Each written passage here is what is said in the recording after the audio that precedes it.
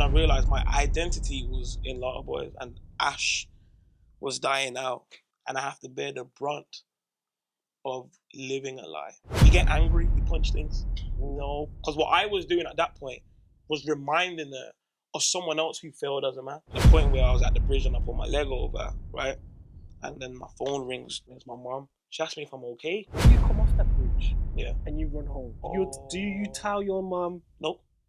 So what does she think's happened? She didn't ask me nothing. That's what I'm saying. Yo, my mom didn't ask me a thing.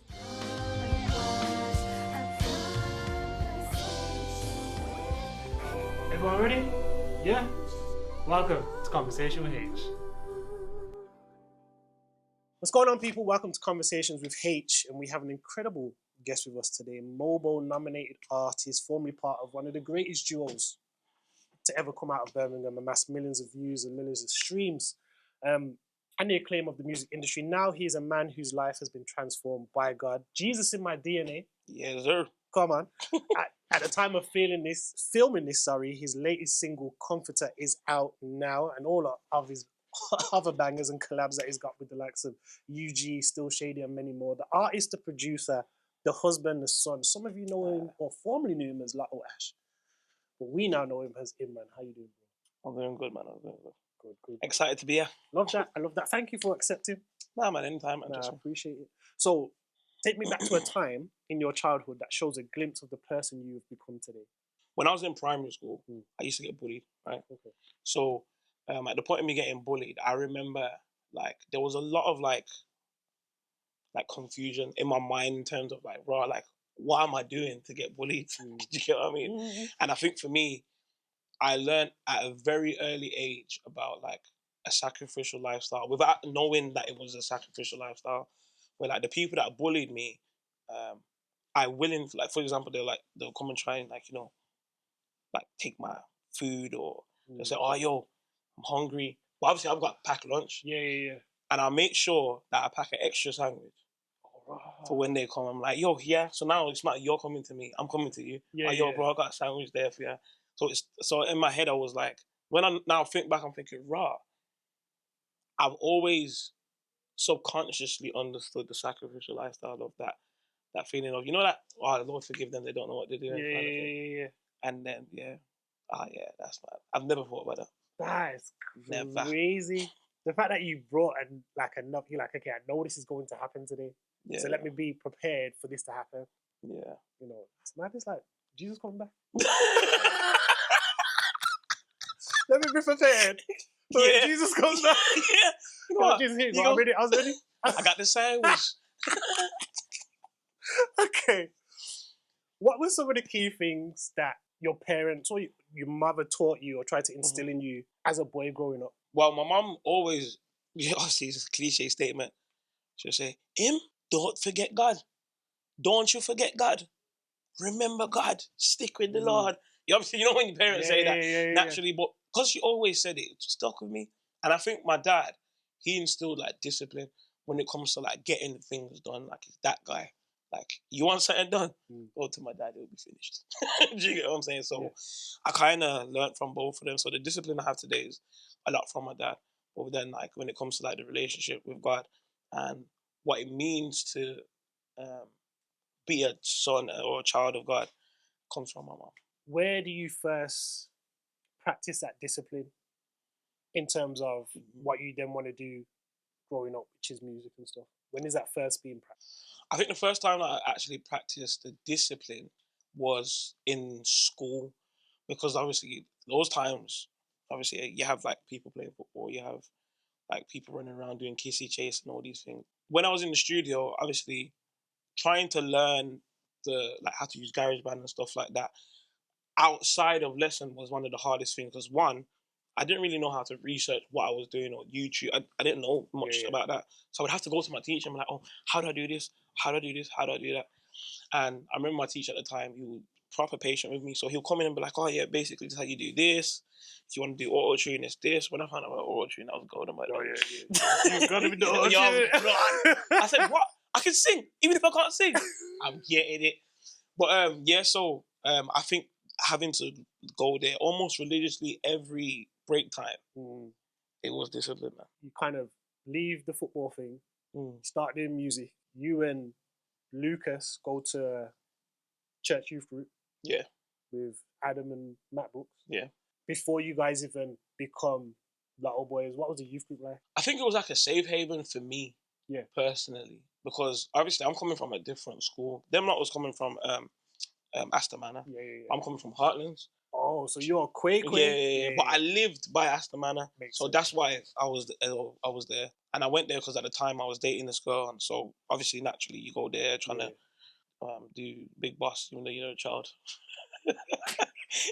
I remember when I landed there. Yeah, I think the welcoming spirit that Adam, Matt had, and also the wise words of like Bishop, Pastor Yvonne, kind of kept me going there because Bishop Brooks would just drop one-liners, and it would proper make me think for the whole whole day, and I'm like, raw, like I feel like he's saying something.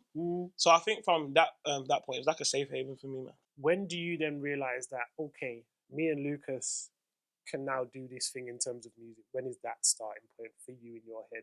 Forget when you actually started. Yeah. When was the starting point that, oh, we could do something with this? I didn't think about doing any sort of collab work at all. So what are you trying to do at this point?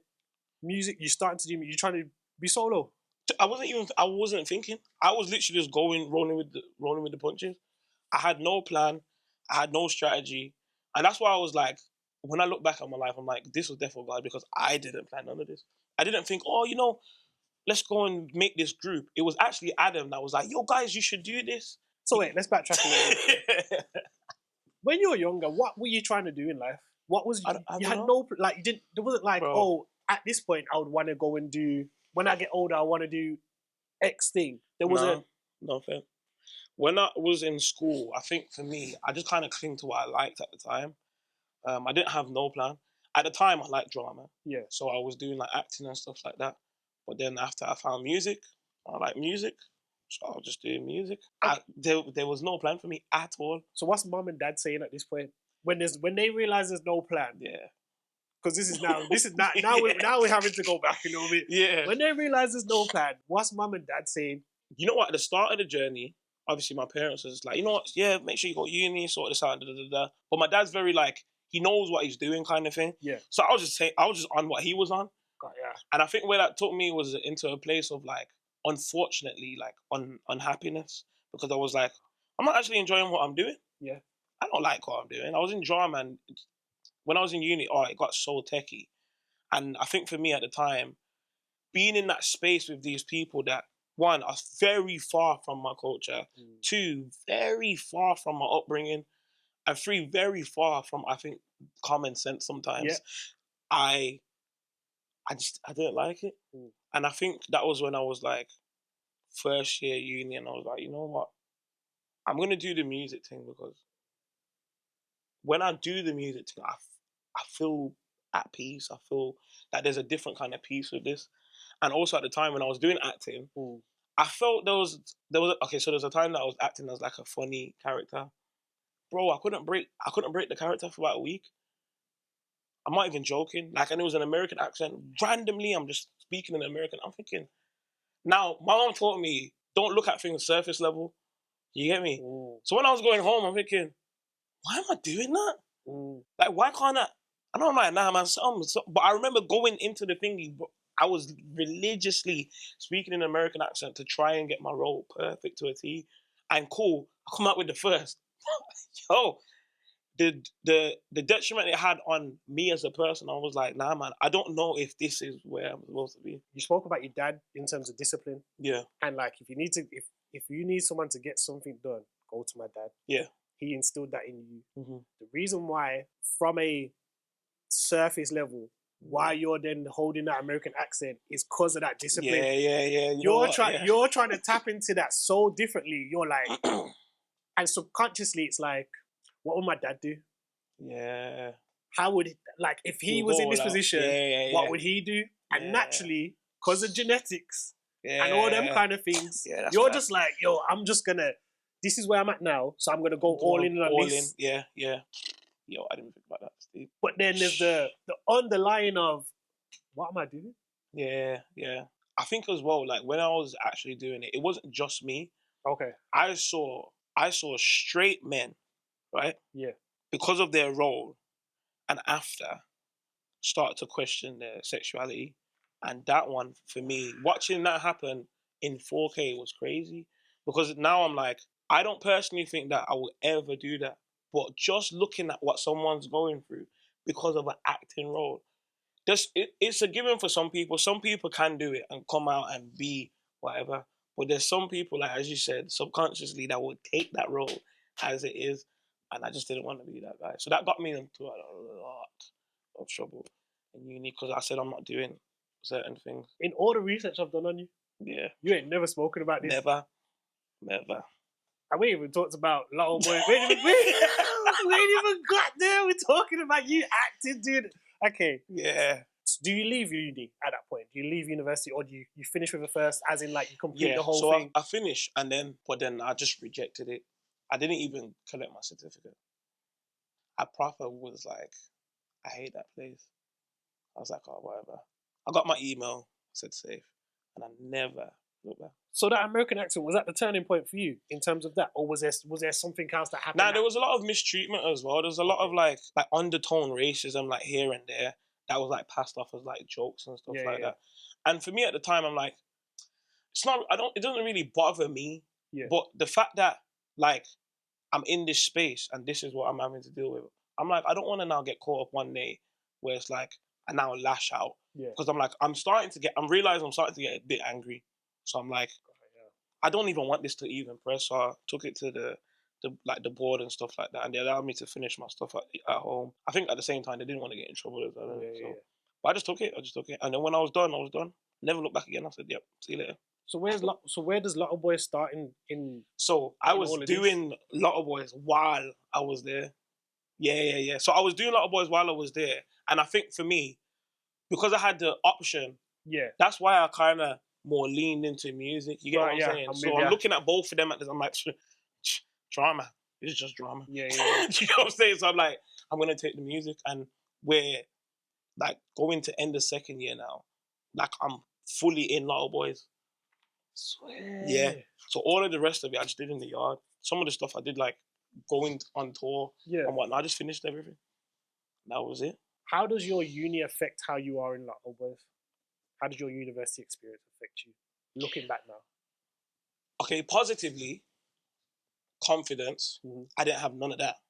To be fair, and like performing in front of people allowed me to go to the shows with a different kind of energy. Negatively, I think thinking about what people are gonna say, because obviously naturally in those spaces you want them to think the best of what you're doing. But when you're doing music, you're coming out and being vulnerable in front of everyone. Like, this is what I'm doing at the moment. This is who I am. And you basically put yourself in a space of you're allowed to judge me because this ain't acting. This is my real life. So if you judge me, it's not a matter of, and I can come out the character. This is actually who I am. So that's where the negative side came in. Is there then a persona that you put on because of the negative aspect of that? Yes. Yeah. And what does that look like compared to who you actually were? I put on this persona that like I've got everything under control. I'm cool. I'm easy or whatever. And I always would, at the early stages when we was going on like shows and stuff like that, I would like take a shot or two because I realized I was more confident with the alcohol. Dutch courage. Yeah. Yeah. You get me? And I think for me, the persona was like, I'm confident, I'm this and that and da. I remember one time somebody was like, you're a bit rude. And for me, quickly sobered me because I'm like, I'm not rude. So me hearing that, I'm like, wait, what? Why do you think I'm rude? Like, what made you say that? So then it made me realize, hold on, this is the persona. And I put it on for quite some time. To the point where when we was like doing the hotel trips and stuff like that, I physically told girls, I'm like, listen, I know you may have thought that I'm like that guy. I said, please, but you can lie if you want to. I said, I don't want to do anything. I said, I'm running at you. You gave them the permission to lie on your name? Yeah. I said, you can lie and say, oh yeah, you know what, yeah, we did this or whatever, for the man them. So now I'm trying to lie for the essence of like my bedrooms that I'm around, because I'm like, I want to look cool. I don't want to look like a wimp or whatnot. Do you know what I'm saying? I want to look like, oh yeah, man, I'm the best wingman in the world. You imagine? But I'm like, nah. I'm sorry. I'm generally not that guy. In my head, I'm like, it's crazy. I'm like, you prefer me not to be that guy anyway. And it just taught me a lesson of like, even them, they're putting on a persona. And it just made me realize, yo, this identity shift, I need to figure out who I am. So that's when I started saying like, yo, I need to get back into like praying and stuff like that. And these times, my mum used to send me a prayer every morning when I was away. Every single morning, my mum sending me a prayer.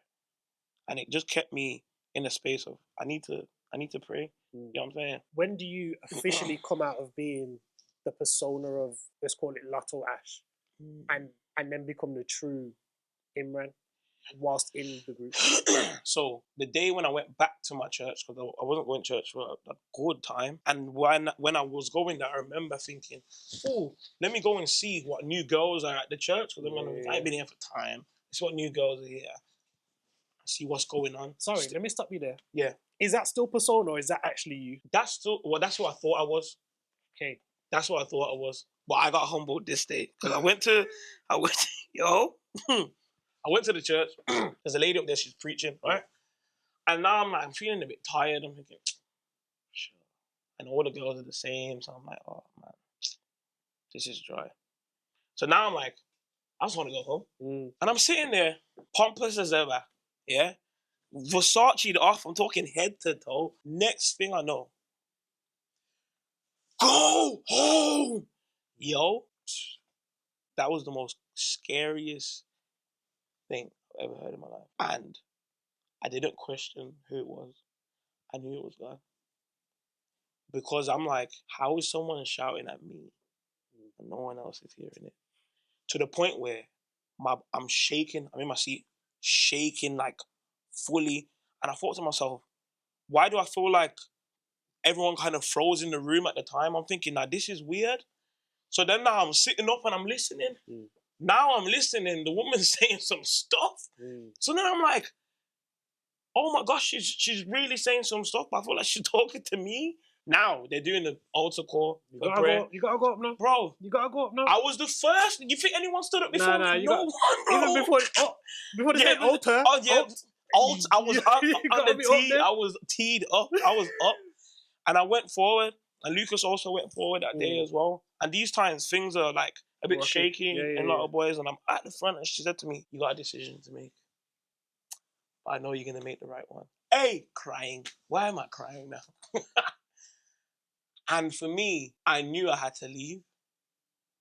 And in my head, I knew it was fully come out of Lotto Boyz. But I tried to hold on for a little piece. That didn't work. Because you know how God moves when you try to do that? Bro. He try to give you God likes to give you the option. That is the easiest way. Yeah. Leave now or do this thing now.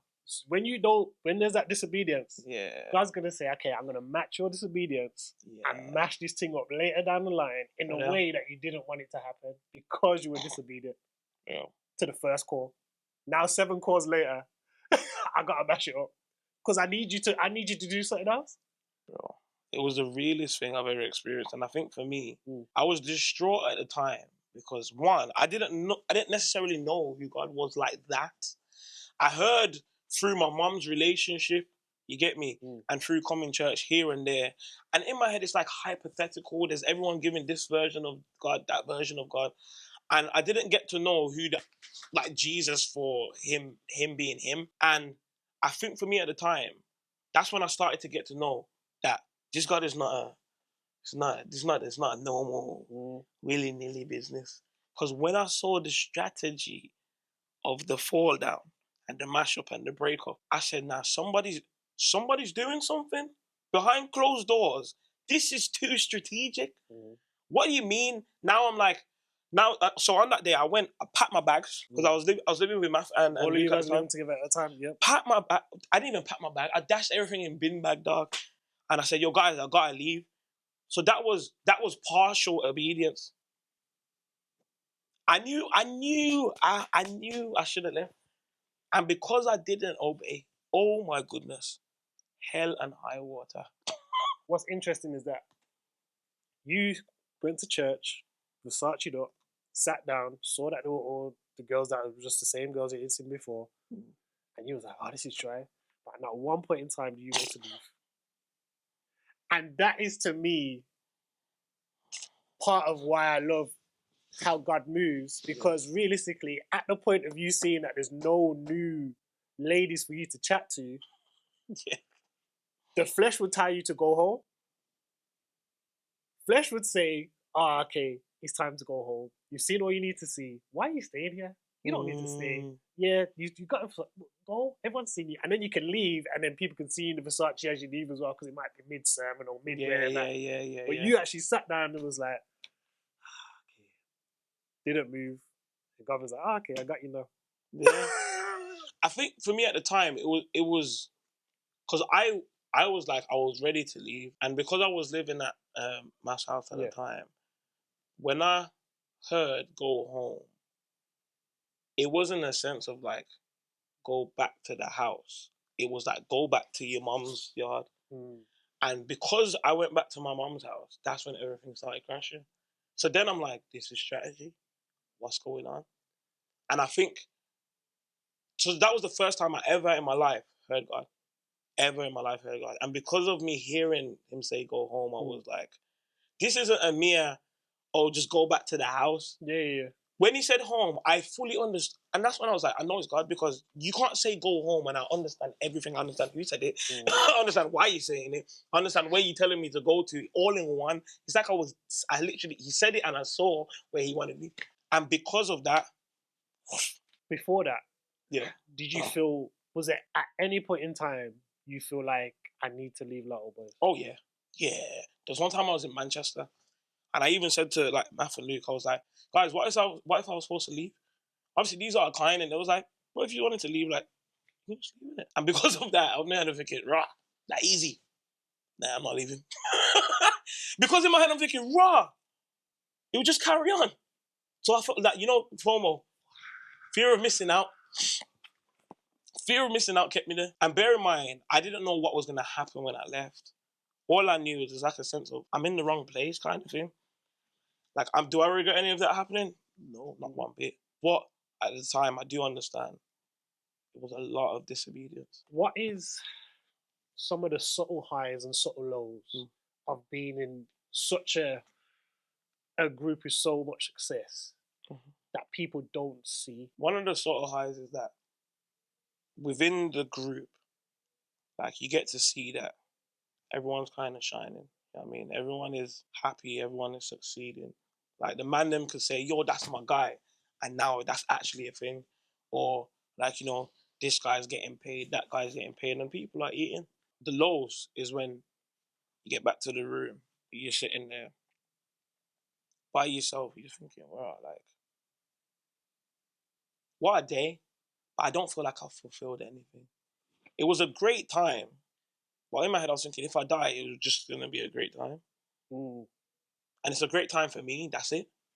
So in my head, I'm thinking, it doesn't feel like purpose. It feels like there's like something missing. I always knew there was something missing. Is there ever a moment where you feel alone whilst you guys are all together? Oh, yeah. All the time. How is that possible? It's the moment where, because my persona was involved, the actual Imrhan, aside from Ash, the actual Imrhan was never actually involved. And that's something that Math always used to say to me. He was like, I know you being Ash, but like, Imrhan, who actually Imrhan is, this ain't you. And he always knew it. And he always used to just say it like randomly. But like, those things stick at the back of my mind. Till this day, like, whenever I speak to Math, it's like, we knew. We knew, kind of thing. It was like, and he always used to say it. But he understands like people, persona, and all these things, and you get me? But he understood that, this is a persona. That's not actually who you are. It feels like that's probably what speaks to the ease of them saying, oh, if you wanted to leave, you could leave. Yeah, most likely. Yeah. Because if they know that you're not who you are, who we know you are on stage, yeah, then it's like, oh, if you leave, then yeah. I think they definitely understood. Yeah, for sure. How does someone like yourself, Mm. in such a popular group, obviously we've spoken about, the feelings of, being alone, hearing God when you Yeah. go to the church and stuff. How do you go from the highs of the highs to then feeling depressed, suicidal thoughts, panic attacks? How does that happen? How do we get there? Going back home, everything's crashed down now. What I put all my faith in is no longer there. I didn't put my faith in God. I put my faith in the fact that I was getting paid enough to make everybody happy. Now I'm like, I'm not paying anybody. I'm not helping anybody. Who am I? And then I realized that my purpose was in like the actual money. And my purpose was in like how much money I could give to that person, or what can I give that person, and what can I give that person. Now I can't supply anything. Feel purposeless. And that's when I realized my identity was in Lotto Boyz, and Ash was dying out. Now Imran is really sitting in this room, and I have to bear the brunt of living a lie. You spoke about going to uni, being that American person for a week, and saying it was surface level, like, and there was depth to it, and you speaking to your mum and saying like, always look beyond the surface level. You then get into Lotto Boyz, and this is partly why I asked, how did university affect you in Lotto Boyz? Yes. Because then you get into Lotto Boyz, and you're also now putting on another persona that's not the American person, but is now Lotto Ash. But the problem with Lotto Ash compared to the American person is now it's more long term. Because the detrimental effect it now has on you is that when that then crumbles, you are now doing what some of you were just talking about, those guys who were straight that are now questioning themselves. Yeah. In your case, it's you were Lotto Ash, now you're Imran, now you're questioning who Imran is. Yeah. Yeah. Which is crazy to see that trajectory through conversation. How does your life turn around from being depressed? And I feel like there's a pivotal moment. Yeah, for sure. When you're on the bridge, before you get to that point, where are you? What's happening? What thoughts are going through your head? So in that scenario, there's two pivotal points within that. Okay. When the actual event happened, and then when I actually looked and actually deep the actual event. Because a lot of people know, and a lot of people don't know. When you're suicidal, you're not thinking outside of the box. You're thinking in here, within yourself. You're thinking about yourself. And I think at the point where I was at the bridge and I put my leg over, right, and then my phone rings, vibrates crazy. I pick up and it's my mom. She asked me if I'm okay. Now I'm like, yeah, I'm good, because I'm like, I want to go. I don't even want to be here. I wasn't thinking about how my mom was feeling, what brother was going to feel, nothing like that. And then my mom says, Imran, you're not good. The Lord's telling me you're not good. Come home. I just ran home. I ran like a baby, bawling and running. And I went home, and I think after Lotto Boyz now, because at the time when I did that, it was a day when we was finishing unfinished business. That's the tune. So a lot of people, when I was going back, the emotion that evoked from that song was from suicide. It wasn't from like, oh, missing girls and whatnot. It's because I actually had unfinished business. And I went back there, walked past the bridge after I spoke to my mom, finished the tune, and the song absolutely slapped. At the time, I didn't think about the situation because I'm living life.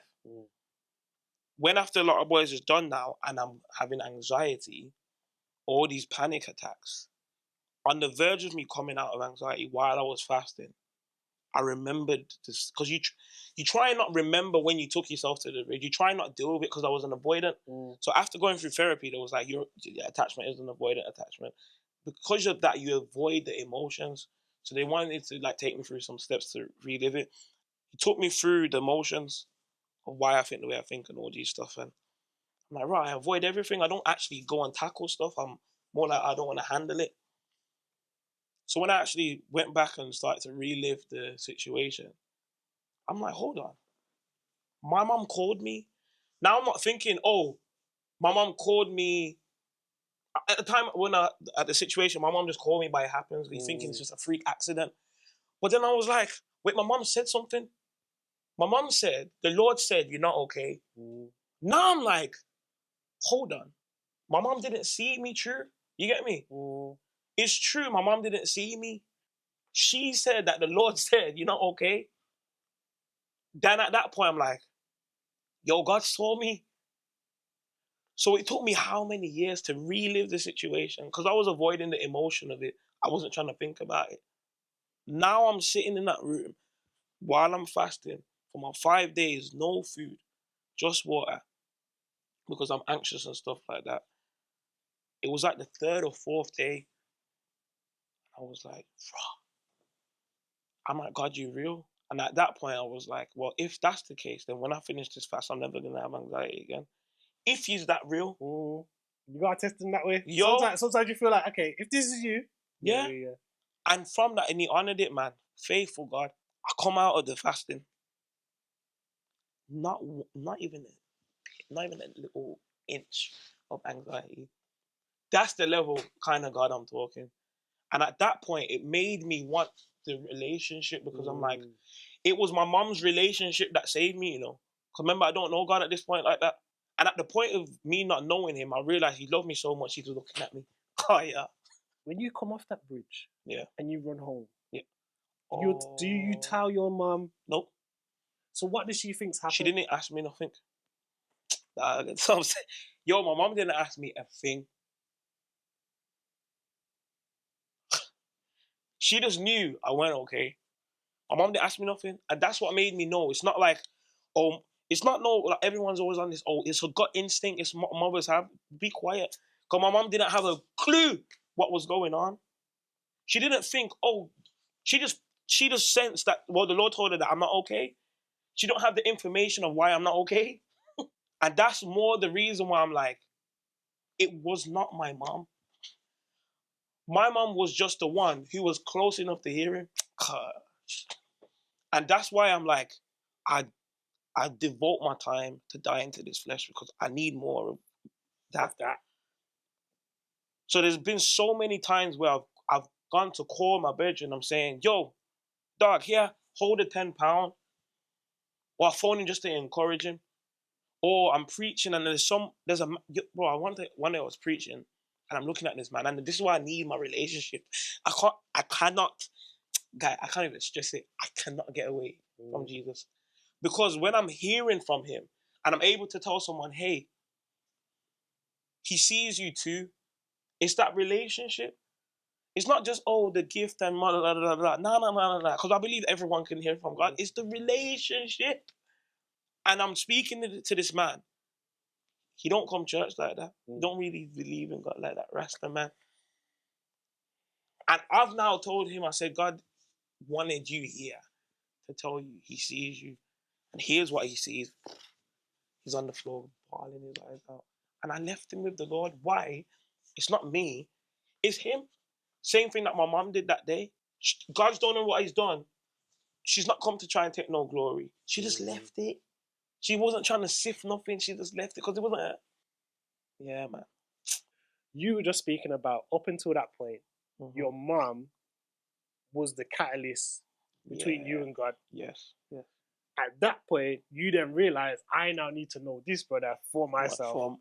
Through what she's been saying and through that particular situation and experience. Where do you notice the shift in your life now being devoted to God after that? At the point of me going into marriage. Okay. So 3 months before I proposed, now I'm like, I know I'm getting married in December. So I proposed in September. Now we're going on marital counseling and stuff like that. And I said to God, God, you make me a good husband. And I heard him say, to be a good husband, you need to die. I'm like, first of all, let's clear the table. What you mean die? Why do I have to die? And obviously at the time, you're thinking small, you're thinking die. Oh, I'm like, you mean like you standing in front of her for a bullet kind of vibes? He's telling me, nah. He's like, you have to die to your own flesh. So then I'm like, all right, cool, easy. Listen, The tests that come after that, but at the time, I'm not willing to die. Sorry. I'm like, if you're wrong, you're wrong. I'm not dying. Why? What, for peace sake? I said, forget that. And it was making it worse. And it was getting worse. Bear in mind, marriage is coming. And it's getting worse. Then I went back to him. I gone upstairs to my nan's house, right? Sat down at the desk. And I'm like, teach me out. I need it now. What am I doing? And he sat down with me and said, okay, let me ask you a few questions. And I'm like, this is funny, because if anyone was in the room with me, they'll think I'm talking to myself. Yeah, 100%. And he said to me, it was like, who died first, me or you? I'm like, well, I ain't dead yet, so it was you. You died for me? And he was like, okay, cool. Well, so I ain't dead yet. So. Definitely. I feel like he laughs at me sometimes. Yeah, you know, he definitely thinks I'm funny. When I land there, he's gonna be like, oh, it's good. And he then says to me, I died for you first. Why do you now want to serve me? Why? I was like, because... And it hit me. He didn't say another word. I just got up. Because I'm like, I get it. Because you died for me, that level of love makes me want to serve you. It makes me want to respect you. Because I've seen what you could have done and you didn't do. Now I know you love me. I get it. And then when I started to look at what love is, and it starts saying love is patient, love is kind, love doesn't keep no records of wrong, I'm thinking, dog, I'm even here trying to film footage. I'm here trying to take secret voice notes to put against you. And I'm like, I get now why the devil wanted me to do that. Because he was trying to take me away from what the genuine side of love is, which is the death. And then to top it all off, just before I got married, he said to me, are you ready to go to the altar? I said, yeah, ready, I'm gassed. And you know what he said to me? He said, altars were made for sacrifice. And I'm like, yo. I said, I thought marriage was Disney. Oh, crazy. Born Disney. Where the camp? Born Disney. Yeah. Born Disney. Born Disney. Look what lions. Let me tell you, Bond, yo, just in case you didn't, Bond Disney, bro. Okay, no collabs with Disney. Nah, yo, I'm sorry. Big up Disney. But Disney made me feel as if this is what it is. It's a Cinderella thing. What? My missus loses her slipper. What? I bring you a Versace shoe. Here you go. It was giving me like that kind of vibe, like, oh, it's just happy. And it's supposed to be this way. I want to cut you just there. Yeah. One of the concepts that we miss with Disney is there's a lot of trials and tribulations that happen before people get to that end point. True. So sometimes when we watch Disney, we think of the end result. Yeah. We think, oh, Cinderella lost her slipper. Oh my gosh, the prince found the slipper and gave her the slipper. Yeah. We don't always talk about the fact that Cinderella was working with her two sisters who hated her. We also don't talk about the fact that, oh, rah, she was... I retract my statement. No, that's deep. But it's like, and I'm not saying that to big up so much, be like, oh, Disney is great. It's more so like, it still shows you parts and elements of trials and tribulations that are going to happen before you get to the end result. The end result may look different, but there's still things that happen before you get there. There's still tests that happen before you get there. There's still injustice that happens before you get there. There's still things you're like, no, why did it go this way? I planned for it to go this way. No. There's a journey that you have to go on to get to this end result. Yeah. So I hear you, but people focus on the end result of Disney, forgetting the fact that there's actually trials that happen before. In some of them. I fully get the concept, but because of how God was telling me, hey, this is what it is, his end point was the death. So then I'm like, I can't now even, it's not even, I'm not even trying to make it like it's sad all the time. It's not that. Because it's good. What? Your marriage is sweet like sugar. Yeah. But obviously, it's because I had to remove that happiness endpoint from the facade of my head, because I'm like, marriage wasn't meant to make me happy. It was actually meant to make me holy. So now when I'm going through the hardship, I'm like, this is just to make me holy. Because what it does, it removes, bear in mind, and now let me be open and honest. I'm an angry person, usually, because obviously it comes from like my dad's side of the family and that. What? You are a big tussle of men, bare testosterone, you already know. So you get what I'm saying? And for me, growing up, it's like, this is what a man is. But now looking at Jesus, this is what a man is. Now I'm like, hold on, I'm a bit confused. Because I'm like, what I'm doing then technically isn't me being a man. Because even protecting yourself is pride. So then I'm like, hold on. So then I'm down diving in and I'm like, yo, Jesus, what were you doing? What do you mean you're on the cross? Man is slinging, slanging you, beating you up, spitting on you. You didn't say anything. I'm like, this is the level of death I'm supposed to be at. And it be that sometimes. Because when my wife then looks back at the situation, I'm sure she won't mind me saying, when we have our situation, she looks back and realizes I overcame. She sees hope. I can also overcome too. I sat in my room and I was crying one day because when I realized what she went through in her life, dog, it made me realize that this mantle's not, it's not for me. It's actually to help her come out of where she is and watch her blossom. And that's why we've been appointed to die to ourselves, because that's what the Bible says. It says, husbands, love your wife as Christ loved the church, even as he gave himself up for her. So I'm like, I have to continue to do that. And there's times, bro, and I like being right, but sometimes you just have to let it go. Compromise, man.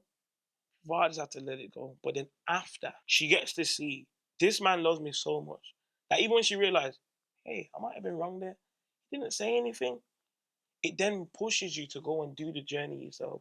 Like, you want to do better for him. You want to do this for him. Rather than, because of my title, I'm a man, do this for me.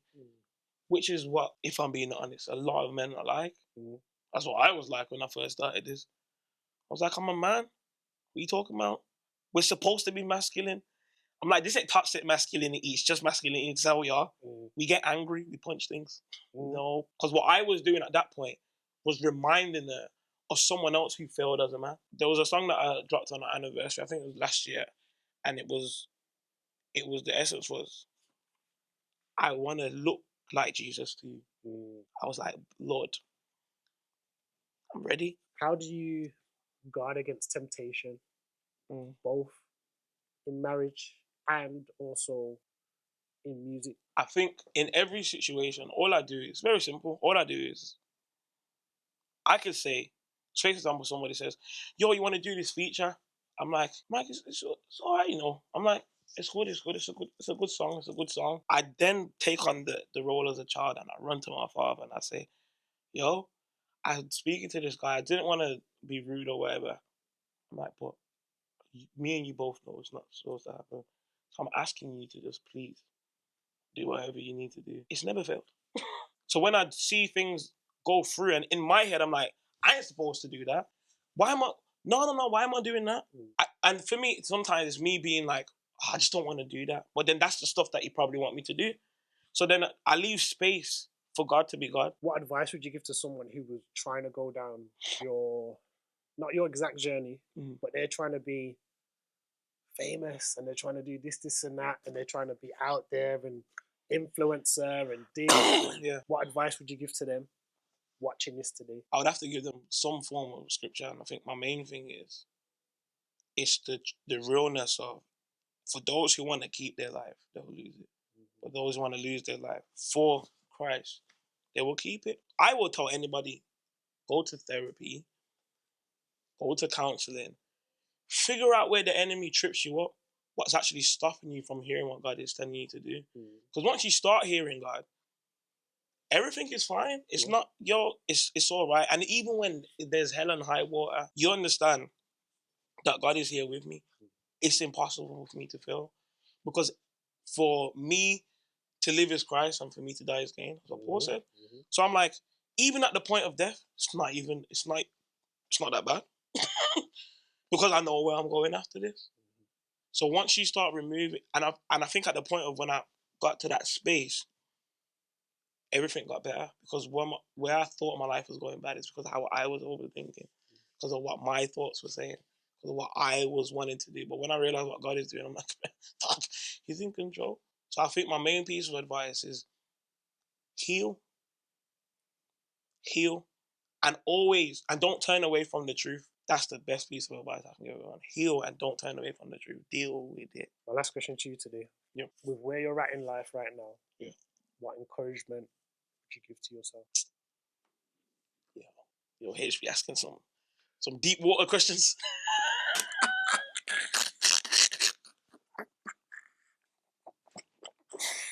Yo, what advice would I give my current self? Mm-hmm. Continue to die faithfully. In my conscious or subconscious dying to self, afterwards, I realized why I should.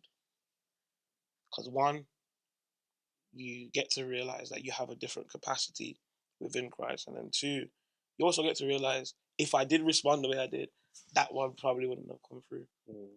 And we've been called to take on the image of Christ. And people like the glorious side, lifted high, palm trees waving. But his pivotal point was him dying. When I really, and I know this is spinning up, but when I realized that he could have actually called down how many angels and started again, I'm thinking it. He could have called down a good 4 angels, this world would have been finished. But he just took everything and didn't complain. And he kept reminding people before he even got there, this is meant to happen. And if he don't do that, then where would we be? So yeah, continue to die faithfully, man. Imrhan, thank you very much. Thank you, Haych. You really made me deep something today. Trust me. Thank you very much. And thank you guys for watching. It's been Conversation with Haych with the amazing Imrhan. And we'll have much more coming from you very soon.